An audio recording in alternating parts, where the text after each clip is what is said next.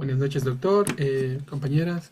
El día de hoy vamos a realizar el análisis de, de sucesión por causa de muerte de Fernando Andrade, aplicando las normas del Código Civil ecuatoriano relativas a la sucesión. Los integrantes son Aled Mancero, Natalie Zambrano y mi persona Fabián Mayencela. Vamos a dar una explicación sobre el concepto de sucesión por causa de muerte. La sucesión de causa de muerte representa un modo derivativo para adquirir el dominio, mediante el cual los bienes, derechos y obligaciones son transmisibles de una persona a otra. Aquí podemos citar el artículo 603 del Código Civil, el cual reconoce la sucesión por causa de muerte como modo de adquirir el dominio. Dentro de sus elementos, en nuestro caso planteado, tenemos aquí al causante, que viene a ser el señor Fernando, los herederos y asignatarios, Patricia, Roberto, Verónica, Luis, Camila y los demás beneficiarios del testamento. Dentro del patrimonio tenemos lo que es los bienes, derechos y obligaciones también que son transmisibles. El testamento es una manifestación de última voluntad del causante. Es central en una sucesión testamentaria. Ahora, determinemos los elementos y requisitos para la sucesión. Para suceder, ¿qué necesitamos? La existencia legal del asignatario al momento de abrirse la sucesión. De igual forma, la capacidad de suceder y la dignidad para suceder. Aquí tenemos que también diferenciar el modo y el título de sucesión hereditaria. El modo de adquirir, en este caso, es sucesión por causa de muerte. Aquí tenemos lo que es un testamento y lo cual está también fundamentado mediante el artículo 603 del Código Civil y el artículo 994. De igual forma, tenemos que identificar los bienes, los derechos y obligaciones que son transmisibles y no transmisibles. Aquí tenemos lo que son los bienes inmuebles, las acciones societarias, la participación incluso de acciones empresariales, puede entrar lo que son cuentas, créditos si es que dispone. De otra forma, también no va a ser transmitible lo que es el legado que está, que ha dejado también en la parte de la sucesión. De igual forma, las bases de transmisión patrimonial por causa de muerte. Primero comienza la apertura de sucesión, después la delación de herencia, aceptación y por último la partición. Todo esto normado bajo los artículos 998, 1249 del Código Civil. Listo, muchas gracias. Damos paso a mi compañera. Muy buenas noches, licenciado, y muy buenas noches, compañeros.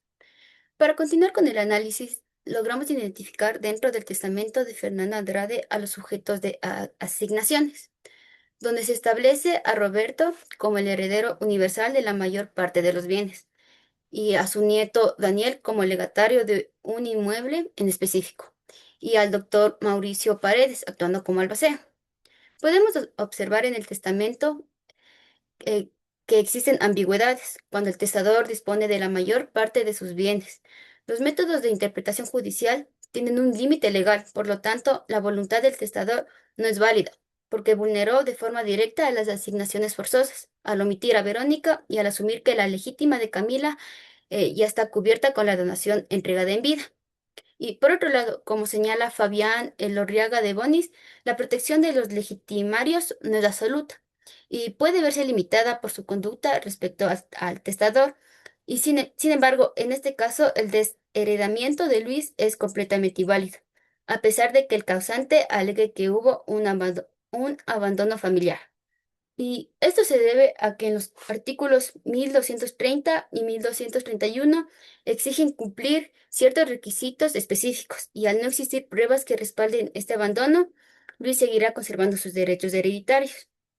Y para finalizar, debemos mencionar que este tema es inoficioso porque atenta contra la mitad legitimaria que pertenece por igual a todos los hijos reconocidos. Aquí entra el doctor Paredes como albacea, que tiene la función y la responsabilidad de ser el ejecutor testamentario y por lo tanto no se podrá realizar la ejecución del documento. Muchas gracias. Buenas noches, doctor. Buenas noches, compañeros. En el mismo contexto del ejemplo antes citado, podemos entender acerca de que cómo sucede o procede la sucesión intestada. Pues para comprender cuándo procede una sucesión intestada es cuando el causante fallecido no ha dejado testamento alguno. Entonces, da lugar a que la ley distribuya aquel patrimonio entre los herederos. A falta de testamento, nuestra ley designa a los herederos del difunto, interpretando así su voluntad, ¿no? En la cual no llegó a manifestarse. Pero en este caso, ¿no? Existe una sucesión intestada parcial. En este caso práctico, estudios de esta materia, podemos observar que sí existe esta sucesión intestada parcial como tal porque el testamento no reparte totalmente los bienes, entonces lo hace la ley. Entonces se aplica la petición del sobrino en el cual se configura como una representación, pero que solo va a recaer sobre la cuota hereditaria. ¿Cómo podemos diferenciar entre el heredero y el legatario? Pues el artículo 1036 del Código Civil indica que el heredero recibe la herencia de forma universal, implica que es todo el patrimonio del difunto, entendiendo que hereda activos y pasivos del causante. En cambio, el legatario es de forma singular, es algo que se refiere a la transmisión de bienes específicos determinados herederos. Entonces, de acuerdo a ello, vamos a especificar o a determinar cuál es el orden sucesorio aplicable. Según el Código Civil, el artículo 1037, el orden de llamados cuando no hay testamento o existe una sucesión parcial, como en este caso, pues en primer orden tenemos a los hijos y los nietos, segundo orden los padres, abuelos y el cónyuge. En el tercer orden tenemos a los hermanos y sobrinos, que en este caso sí recae sobre el sobrino que está en representación, en su derecho a representación, porque la ley establece que el tercer orden estarán los hermanos, los sobrinos hasta cuarto grado de consanguinidad. Y en cuarto orden, la ley establece que es el Estado, que siempre y cuando no haya nadie de los anteriores citados anteriormente. También analizar la sucesión por derecho personal y de representación. En ello podemos ver cómo el sobrino, ¿no? Eh, se le confiere aquel derecho de representación, porque en materia sucesoria, en nuestro Código Civil, en el artículo 1024, inciso 2, manda que la representación es una ficción legal. Se supone que una persona tiene lugar y por consiguiente el grado parentesco y los derechos hereditarios que tendría su padre o su madre, si éste no quisiese o no pudiera heredar. En cambio, el derecho personal es la sucesión directa cuando se sucede personalmente, es decir, por uno mismo sin intervención de otra persona. Para finalizar, voy a explicar acerca de la figura de los acervos que también forman parte de este ejercicio práctico en el cual estamos haciendo la devolución.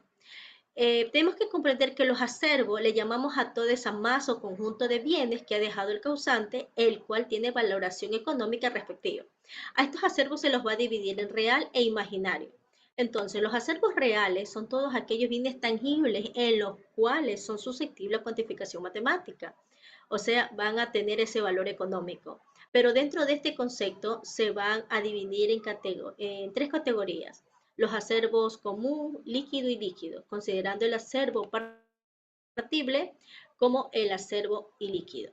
Con eso queda explicado cómo se da la sucesión intestada y en el ejemplo práctico sí procede la sucesión intestada parcial.